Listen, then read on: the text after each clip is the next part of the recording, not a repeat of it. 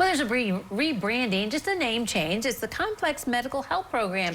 We're going to learn more about that and how it might be helpful to more families than you think. Joining us today, she's the Director of Nursing and Health Promotion at Putnam County Health Department, Sherri Recker, and thanks for coming today. Thanks for having me. Okay, so it's a new name, but it is insurance to help out families with their children. Tell us a little bit about the basics, first of all. Right, so the Complex Medical Health Program, it's a two-part program, really. So people with insurance or uninsured can utilize that program as well. And the diagnostic, there's a diagnostic and a treatment part of the program. Okay. So really with the diagnostic program, what's important to know about that is that really it's eligible for anyone, you know, in the state. And it's when you are wondering or wanting to get a diagnosis from for your child, it's really an opportunity for the program to help you get access to the physicians and the testing that you need to get a diagnosis for your child. What is maybe a typical diagnosis that you get once they start into the program?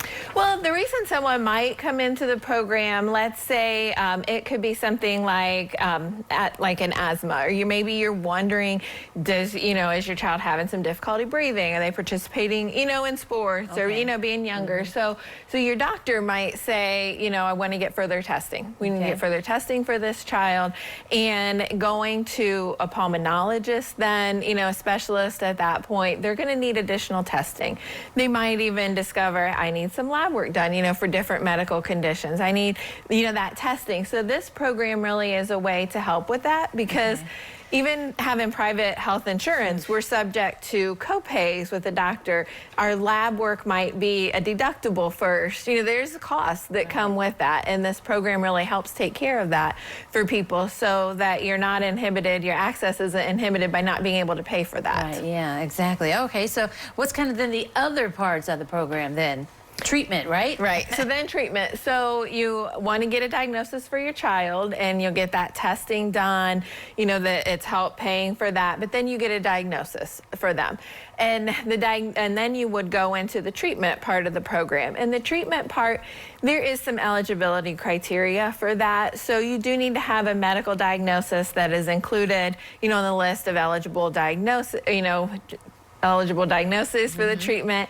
And then too, you would have to fill out some financial applications for that part of the program. Right. But treatment would cover things like medications needed, and again, physician visits, again, testing. But it might be, maybe your diagnosis needs speech therapy, physical therapy. There might be some hospitalizations, or medical equipment or something. Medical equipment, yeah, right. Okay. All of those kind of things would be paid for by the treatment part of the program, but there is some eligibility criteria for that part. Okay, all right. And then service coordination of the programs kind of help getting everything organized? Right. I think one of the main things, to let people know about is that the public health departments have nurses that are there that specialize in this program and can help people maneuver, because one criteria is that the child sees a physician on the program. So it's like an insurance program, right? And you got to see the right physicians, you got to go to the right labs, you got to go to the hospital. So then all of that is covered, and the nurse can really help you manage that. All right, yeah, so